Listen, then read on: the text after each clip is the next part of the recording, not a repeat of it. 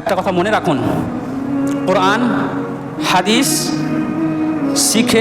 শিখিয়ে আমল করিয়ে আমাদের কাছে এসেছে। এমনটা হয়নি যে নবী কোনো আয়াত বুঝতে পারেনি, এখন আমরা নতুনভাবে বুঝছি। সাহাবা ইকরামরা আয়াত বুঝতে পারেননি, হাদিস বুঝতে পারেননি, এখন আমরা বুঝছি, এমনটা কখনোই হতে পারেনি।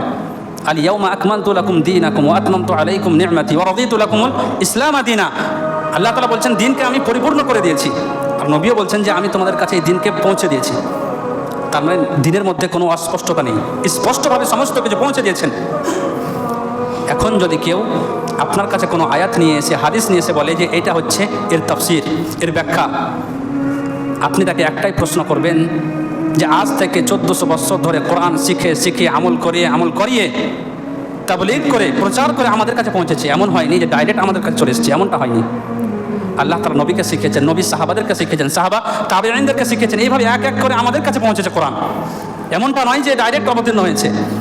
তো তাদেরকে একটাই প্রশ্ন করবেন যে এই কোরআন যে অবতীর্ণ, তুমি যে আয়াত নিয়ে আসছো, এই আয়াতের ব্যাখ্যা 1450 বছর ধরে কোনো একজন সাহাবা থেকে তার প্রমাণ দাও। আর যদি প্রমাণ না দেয় তাহলে জানবেন সেখান থেকেই ভ্রষ্টতা শুরু হচ্ছে। আজ বাজারে অনেক এই ধরনের ব্যক্তি পাবেন যারা নিজেকে কোরআন হাদিসের অনুসারী বলছে, অথচ সেই সমস্ত ব্যাখ্যা তারা করছে যা কোরআনের ব্যাখ্যাই নয়, হাদিসের ব্যাখ্যাই নয়।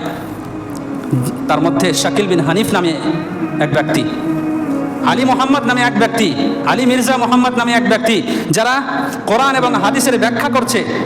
আপনি আশ্চর্য যাবেন। আমার আজ আলোচনা যদি প্রথম থেকে বুঝতে পেরেছেন যদি, তাহলে অবশ্যই বুঝবেন যে কোরআন এবং হাদিসের সমস্ত জিনিস আমরা নবী থেকে, সাহাবা থেকে, তাবেঈনদের থেকেই নিব। আমরা আমাদের মন মতো করতে পারি না। আমাকে আশ্চর্য লাগলো যে একটা হাদিস আছে যে কিয়ামত ততক্ষণ পর্যন্ত সংঘটিত হবে না যতক্ষণ পর্যন্ত না জুতোর ফিতা মানুষের সাথে কথা না বলবে। এটা হাদিস আমরা শুনেছি। কিয়ামত ততক্ষণ পর্যন্ত সংঘটিত হবে না যতক্ষণ পর্যন্ত মানুষের জুতোর ফিতা কথা না বলবে। এই ফিতাকে নিয়ে ব্যাখ্যা কী করছে বলুন তো? তারা করছে হেডফোন। বলুন তো, আল্লাহ তাআলাকে কোরআন হাদিস এইভাবে পাঠিয়ে দিয়েছেন, তোমরা তোমাদের মতো বুঝো। ও এক ধরনের বুঝেছে, আপনি আরেকটা বুঝবেন, আমি আরেকটা বুঝবো, সে আরেকটা বুঝবে। সকলের মেধা এক নয়, সকলে আলাদা আলাদা বুঝবে। তাহলে সিদ্ধান্ত কিভাবে আসা যাবে?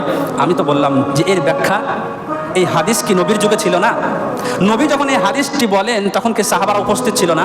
সেই সাহাবা ইকরামরা এই হাদিসের ব্যাখ্যা কি বুঝেছেন?